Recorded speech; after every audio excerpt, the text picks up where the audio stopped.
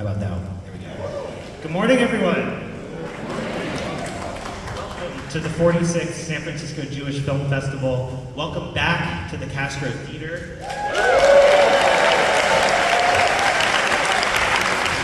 And most importantly, welcome to the world premiere of The Lonely Child.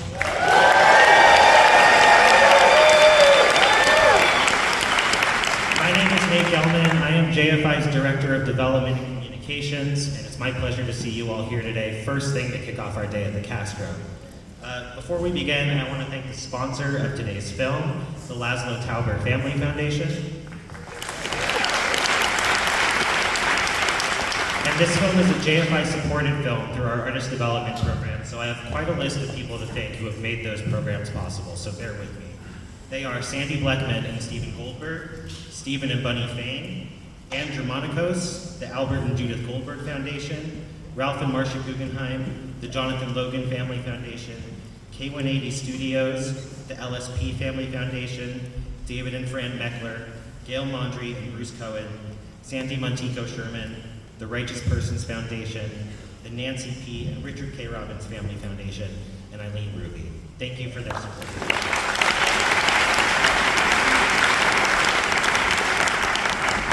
I'm excited to be up here because I remember meeting Mark Smolowitz, the director of today's film, when he was in the JFI Filmmaker Residency Program in 2018, working on it. I was nearing the end of what I like to refer to as my first tour of duty with the Jewish Film Institute. I was communications manager at the time, having started as an intern the week after I graduated college and moved to the Bay Area in 2014. I didn't know then that I would remain connected and committed to this organization nearly 12 years later, that I would have the opportunity to serve on the board during the pandemic, or that I would return on staff in 2021 to help JFI grow into what it is today. But that's what I think this organization does. It keeps people close, filmmakers, audience members, many of whom I'm sure here have been with us for decades, staff members and supporters. JFI is truly a big extended family that argues and celebrates as only real families do. So to see The Lonely Child finished, premiering in the festival, and being at the Castro feels like a real full circle moment and a testament to what JFI can accomplish in the lives of films, filmmakers, and people like myself. If you've been affected by a JFI film, had a meaningful conversation with a filmmaker, made a new friend waiting online at a theater, or discovered something new about yourself or others through one of our programs, then I'm asking you to help make those experiences possible for someone else by supporting JFI today. The generosity of this community is truly what makes these moments possible, and we need these moments more than ever right now. So please become a member, renew your membership, or visit jfi.org/donate to get involved so you can make more full circle moments happen at the festival and year round. And now please join me in welcoming JFI's Director of Programming, Dominique O'Neill, to the stage.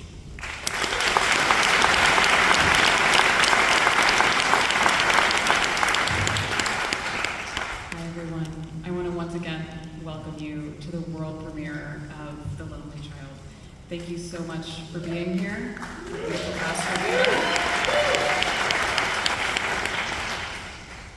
Before we begin, I have just a couple of housekeeping notes. Firstly, this film is eligible for our Documentary Audience Award.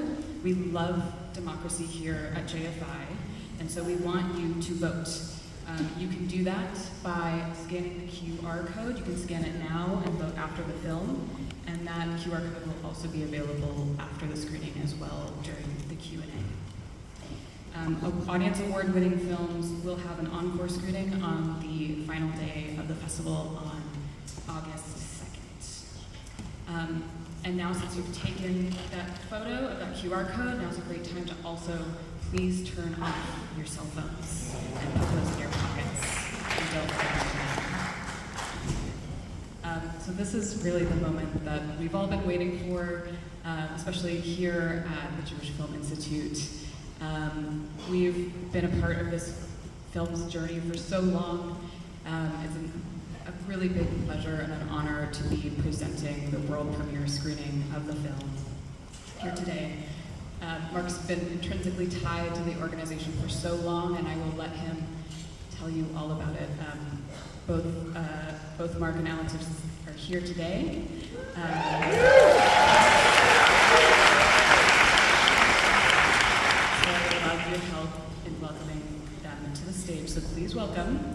director, producer, writer Mark Smolowitz, and writer-producer Alex.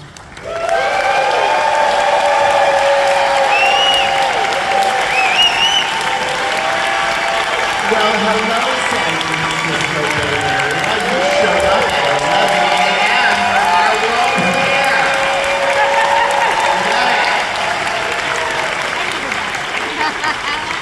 Okay, so those of you who are here for Alex, I'm the guy. Okay? So, Mark, okay? Welcome. Oh my God.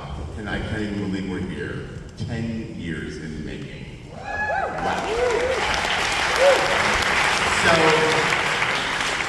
hello Jews. It is July 18th, good sign. We actually finished our movie 18 days ago, also a good sign. I think, Dominique, I wanted to just say thank you so much to you. You have been supporting us along the way. I was a resident with the Jewish Film Institute with this movie in 2018. Very early on, they were believers and they loved this project. So thank you, JFI, for supporting us. We love JFI. For those who don't know, my first job out of college was working for the Jewish Film Festival in 1991 and 1992. So I just disclosed to you that I am 57 fucking years old. And how does this look? Not bad, right? Anyway, that's how far back this story goes. So the origin story of this movie is actually us together at UC Santa Cruz in June of 1990. So you will learn more about that in the movie. It takes a village to make a movie, and in this case, it actually took a whole city, I think. So we're going to turn the house lights up because I want the crew and the cast and every person who made a donation to The Lonely Child to stand up and be recognized for helping bring this movie to life. Thank you. You are beautiful. You showed us so much love. My crew is here. We have cast here. We're all going to be here for the Q&A. Let's all show each other love in this special, special moment. I'm so proud of all of you for believing in us and being like, are they going to get the movie done? Are they going to get the movie done? Got it done. Got it done. Okay. There's a theme in the movie, and that is Bashert. You will see that, you will feel it, you will notice it in your bones, I think. I need to thank my Bashert, and that's my husband. He co-produced this movie with me because he believed in it, so thank you, Eve, my sweet, I love you.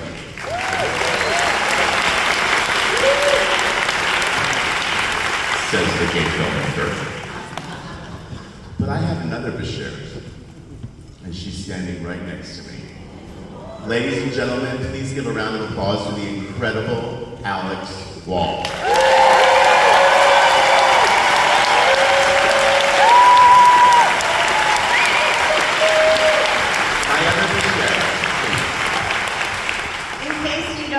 About me, I'm not as used to being in front of a crowd this size and talking to them in the way that Mark is, so bear with me. I want to say Shabbat Shalom. Thank you for spending your Shabbat morning with us at the movies, a rather unorthodox activity. I also want to start with kind of a very Jewy way to start this for me, with a blessing. My favorite blessing is the Shahachiyanu, which is just expressing gratitude for arriving at a moment when it's the first time of something. And I'm pretty sure that this is going to be the only world premiere I ever have in my life. And so I think it's a really appropriate blessing, and if you know it, just say it with me. Baruch atah Adonai Eloheinu melech haolam, shehecheyanu v'kimanu v'higyanu l'sman hazeh.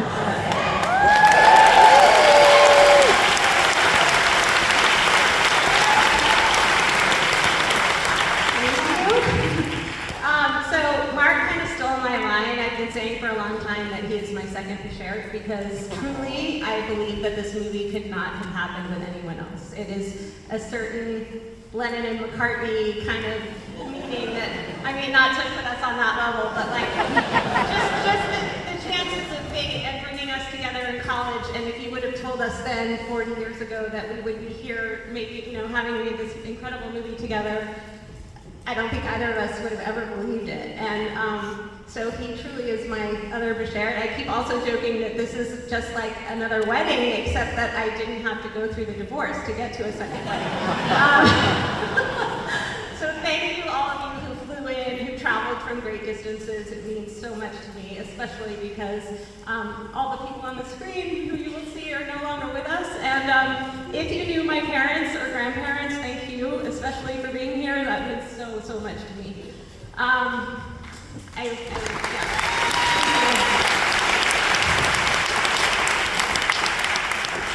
I too have to express so much gratitude and love to my first Bashar, Polly, for supporting this project, not always knowing why I needed to do this, but he stuck at it with me, and just really thank you so much from the bottom of my heart. I love you.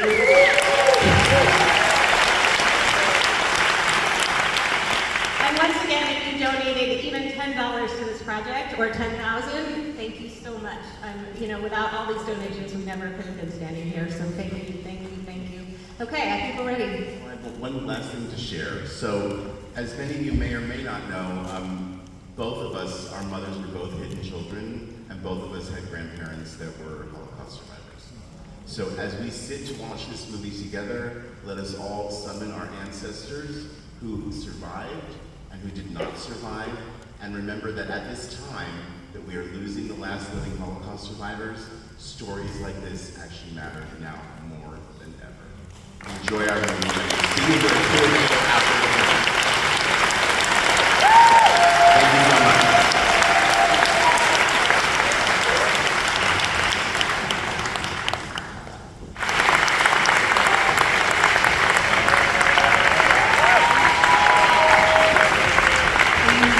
Welcome back to the stage, Mark Smolowitz and Alex Wong.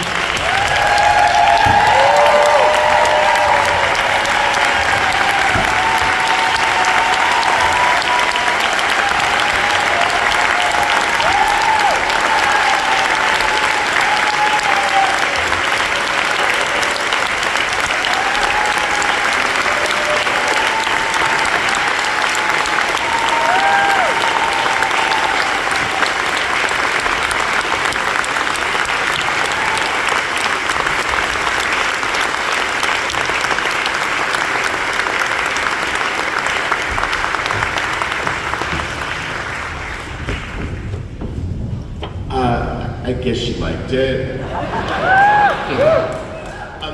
Dominique, if I may, before we start, there is no movie without a crew, and there are a few special people here that I would like to invite down to join us on stage.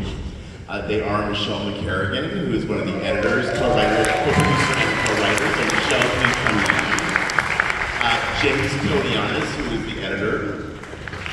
Kia Simon, who is the art director, all that beautiful creativity. Noy Almaron, who is our co-producer, archive producer, and post-production supervisor, and that woman worked her tails off.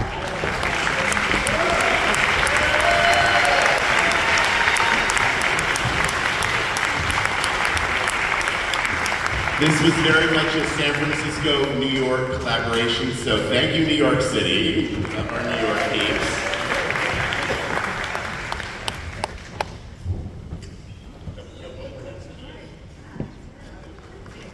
So, Kia, Michelle, James, Lloyd. And there are other folks here from the team, and I'm just I love you all so much, so thank you for everything you've done. Big kiss. And on behalf of JFI, I also just want to take a moment to give you all your flowers and really take a moment to acknowledge and appreciate the dedication and care and love in which you put the story together, all of the participants who have passed. So I just want to take a moment to acknowledge your world premiere moment, and thank you so much for sharing it with our audience here.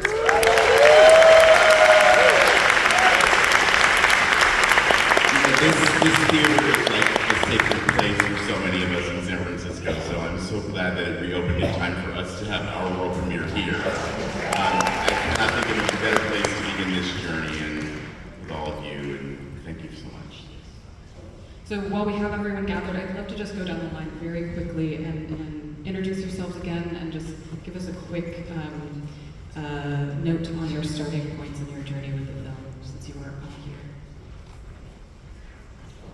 Hi, my name is Kia Simon, and I got to do the art direction on the movie. It was already in a beautiful place, and it was really collaborative with everybody to just like honor, especially the words of those letters and all the photos that came from all over the world and all these people. So.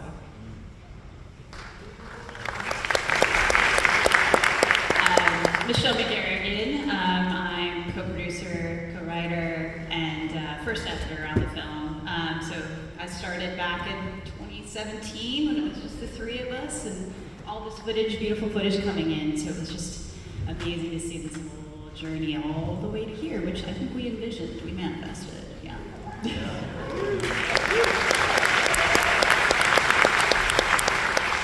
I'm James Kodianis. I'm the other editor.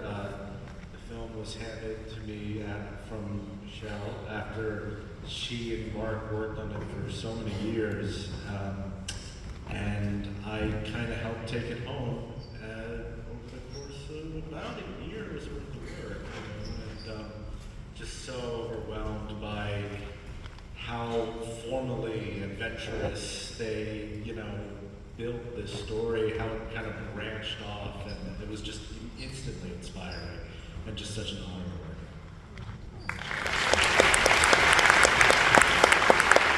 Hi everyone, my name is Loy Almiron. I'm the co-producer, archival producer, and post-production supervisor for the film. I've worked with Mark on a couple of films before, so being able to work on his own film is such an honor. And my role basically is to make sure that all of these creativity happens in the film, actually, like every pixel and everything, and to make sure that you actually get to see it today here, and coordinating all of that and tracking down all of those archival and who owns them and who we need to ask permission from. So thank you so much for coming out. This is such a wonderful.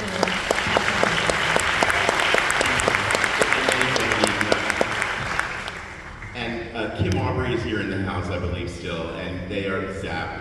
Zoetrope Aubrey Productions is the best post-finishing house in San Francisco. So filmmakers do finish your movies at ZAP because our movie looked that good because of ZAP. So thank you, ZAP. And I also want to hear from you two about this journey that you've had together. So if you can just talk a little bit about the last 10 years of working on this. Where to begin? Let's see. I mean, there were times that I did not think this movie was going to happen. It was a slog, I'm not going to lie. There were times when people would ask me, "How's the film going?" And I'd just be like, "Don't ask me." But it just was such a ride, and between COVID happening and my father's death, that's why I get so emotional at the end, because I know that's coming, and the Carnegie Hall concert, I mean, it was just all such a big moment in my life, not just in the film, obviously. So I think things took even longer because of those things, but as Mark said recently, I wouldn't change any of it, because here we are.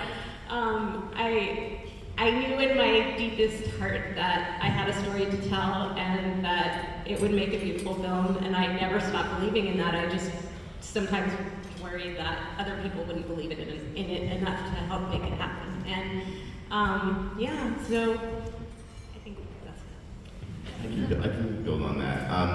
Well, I, of course, always believed it was going to happen, because that's my job, right? I have to be relentlessly loving in service of all of my films. Granted, while we made this over 10 years, I think I produced and executive produced another 30 or 40 movies during that period, so I have not been sitting on my hands waiting to make movies. But the thing is that this particular story, it actually, and Michelle, I think you can validate this, it really took us time to find it.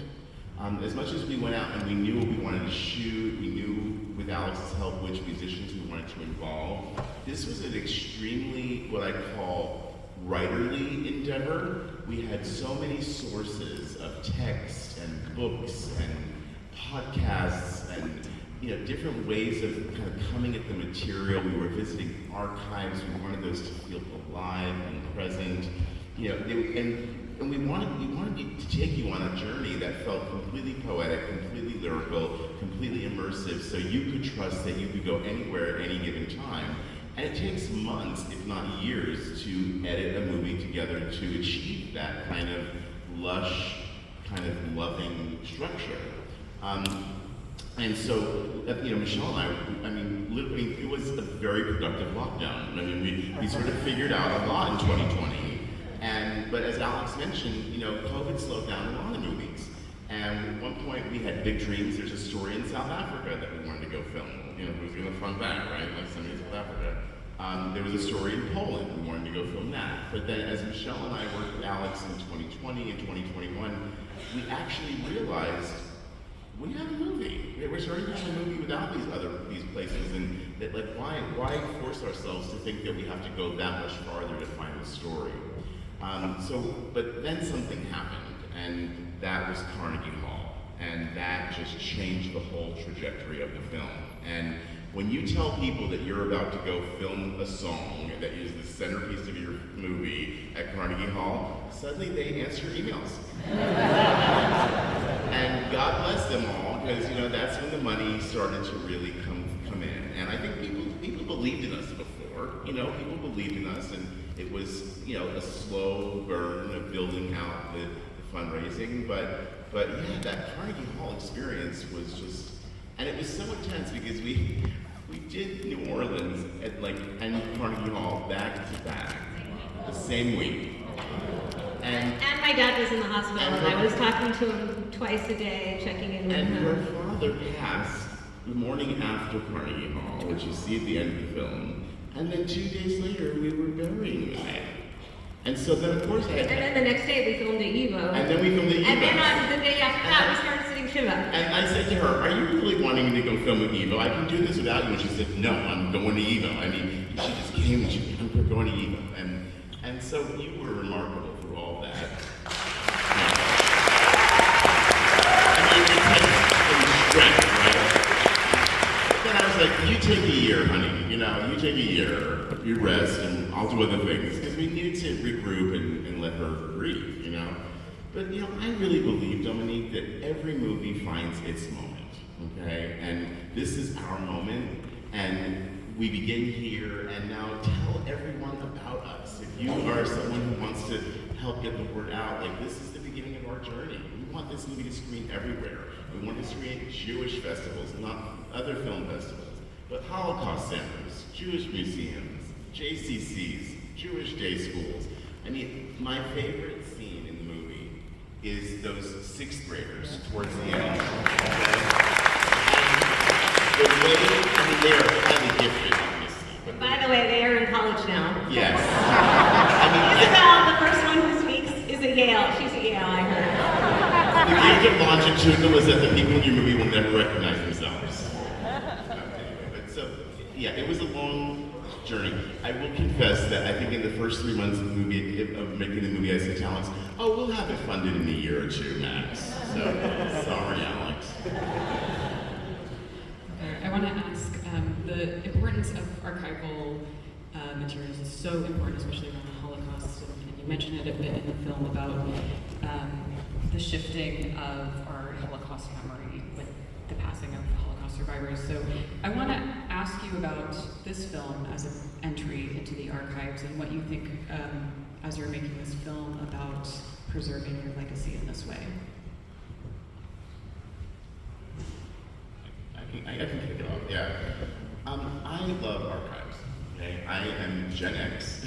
I actually touched things before the internet happened, and I remember that feeling, And what I know is that all of us who are pre-digital, who have now moved into this incredible digital age, how many of you have just boxes in your garage, right? Of paper and photos and books, right? And you're thinking, what am I going to do with all that stuff, okay? That is your archive. That is your personal archive, your family archive, and those of us who have Holocaust narratives in our families, I have all of 6 photos from my family. 6. That's how much documentation I have from the experience. And so the gift of Alex's family story being so well documented was tremendously empowering as a storyteller. And so I knew we had to go to the Yiddish Book Center. I knew we had to go to Evo to actually visit those places where the archives were held, right? And the fact that, I mean, and it's, you all heard that moment, right? When Jonathan Brent says, they saved, the Cable Brigade saved 1.6 million objects.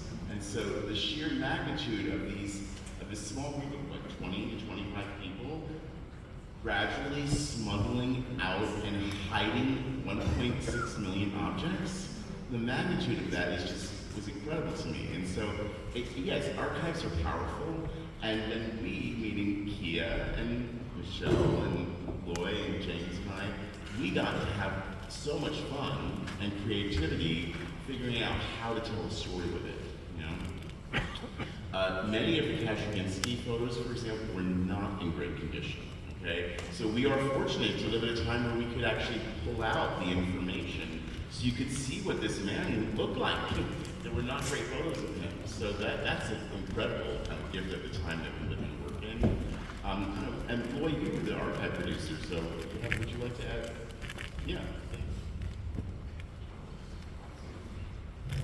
I think what really I could add with the archive was just how not only are they, of course, like difficult to find, but at the same time, once you find them and find the people that hold on to them, they're very much willing and generous for you to be able to do your work. And I think that's been really helpful for us, is that, you know, of course we're thinking about budget, but at the same time, like, they're more, it seems like to them, they're more, it's more important for them to be able to like really just share it and really just show it. And yeah, and it's been really just incredible being able to do that, not only with the song itself, but just also the history as a whole, and here in the United States and abroad, in different parts of the country. So that's been very helpful. Oh, one thing that it just.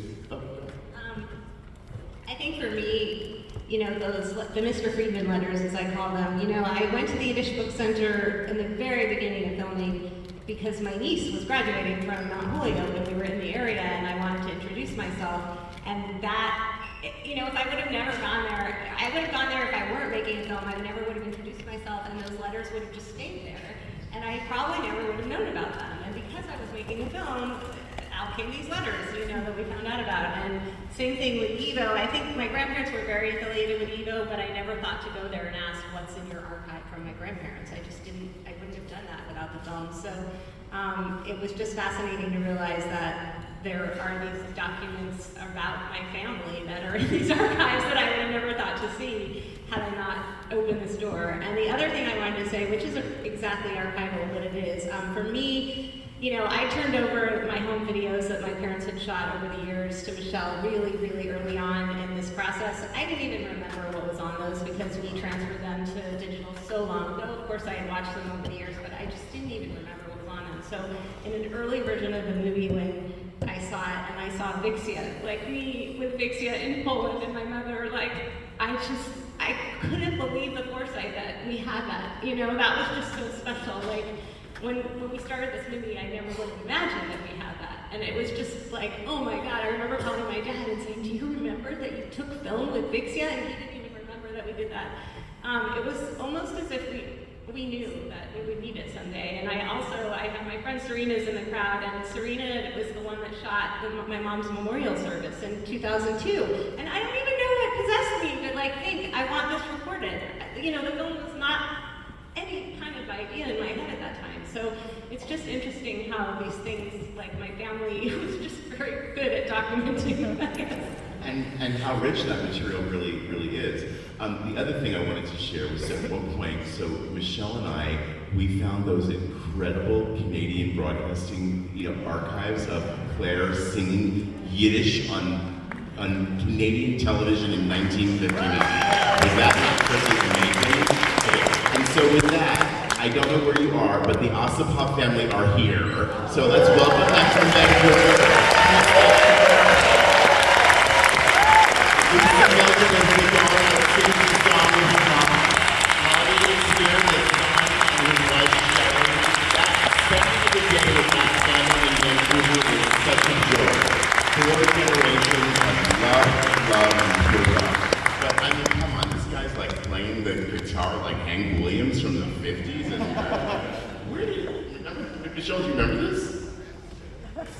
this was like a giant gold mine of information, and there were times where you're like, I'm a little overwhelmed, but generally, like, if I thought I would find it, I found it. And like, I think the hardest part was integrating the written word, because there was so much emotion in those words that Raquel would write, that Shmarko would write to each other, and getting that from the book smuggler's source was really helpful, because there's no way we would have had time to like translate any of that Yiddish. It was very helpful to have it already in the book.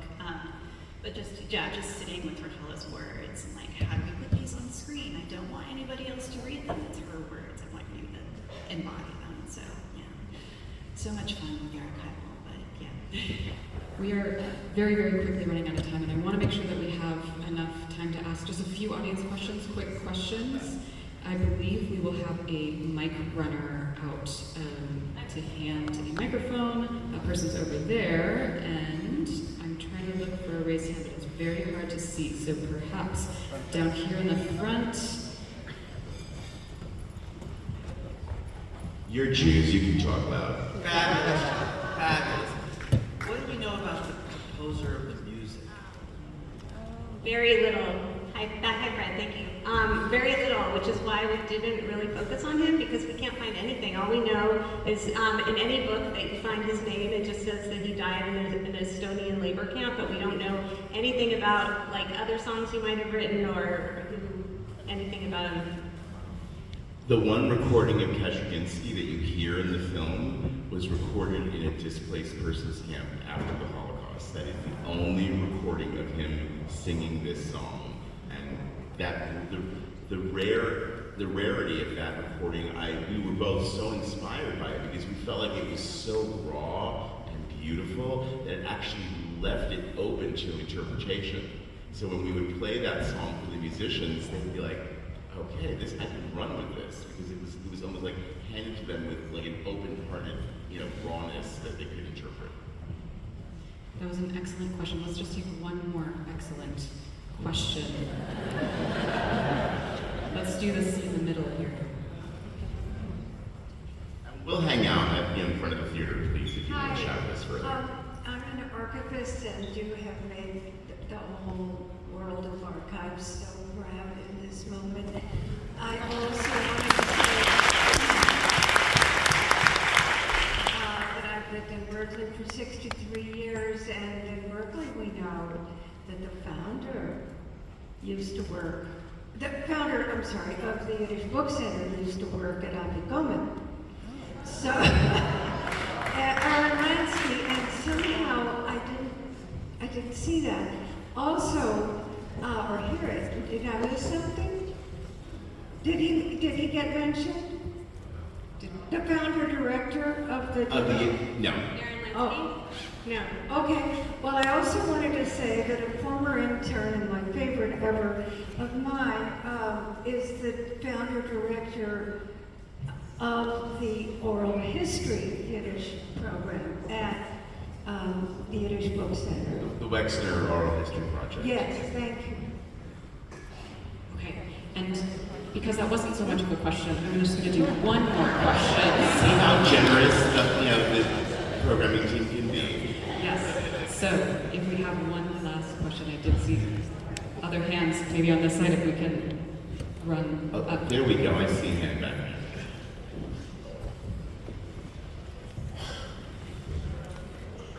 Thank you. I love the film.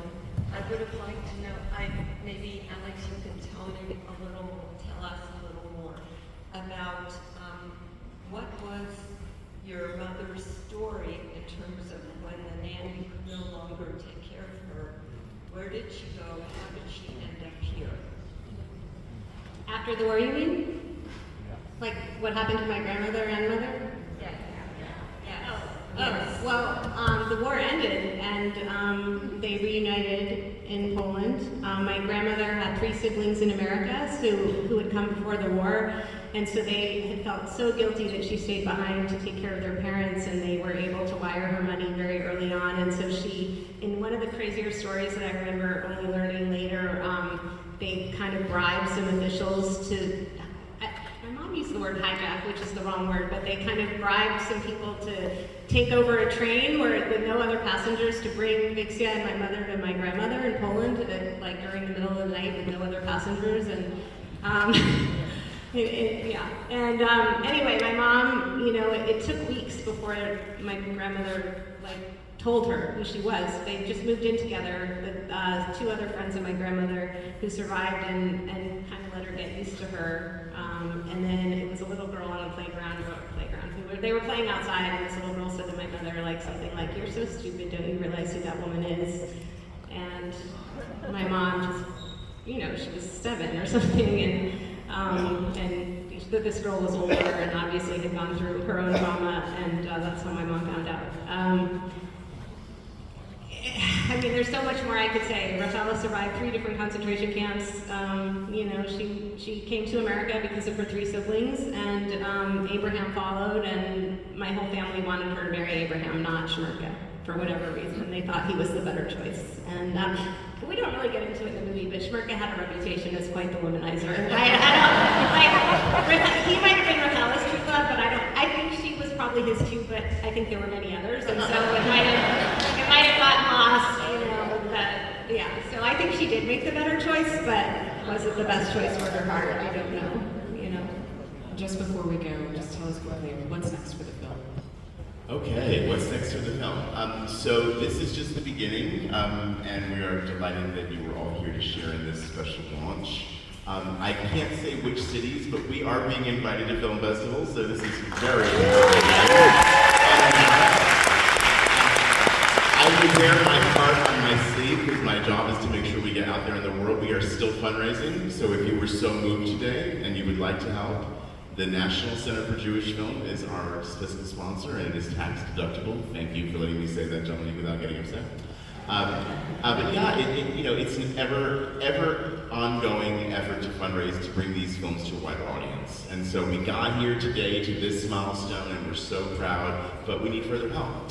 So for those of you who might want to help, you know where to find me on the lonelychildmovie.com. But most importantly, review us on Letterboxd. Letterboxd is helping movies get distribution, so if that's new for you, check it out, Letterboxd, and review us. Tell your friends, sign up for our newsletter. Oh, and yes! Yes, very important. That is a QR code. Vote. Everyone take out your phones. It's not working.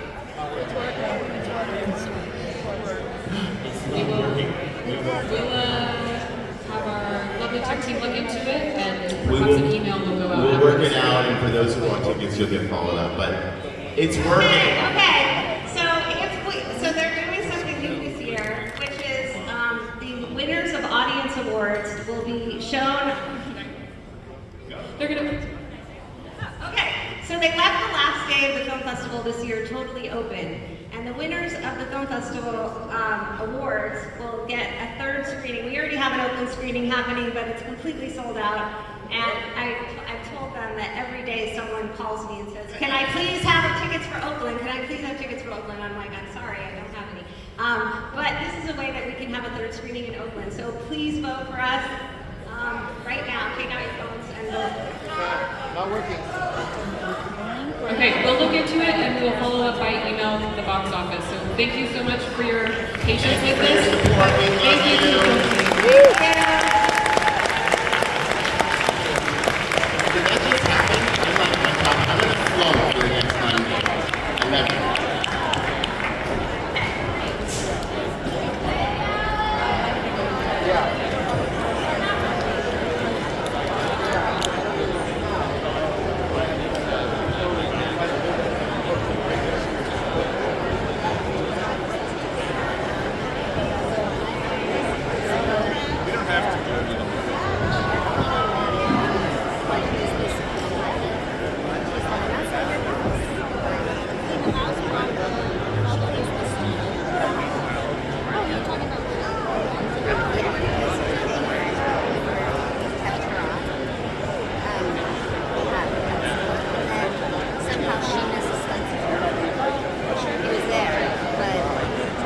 What are you supposed to do?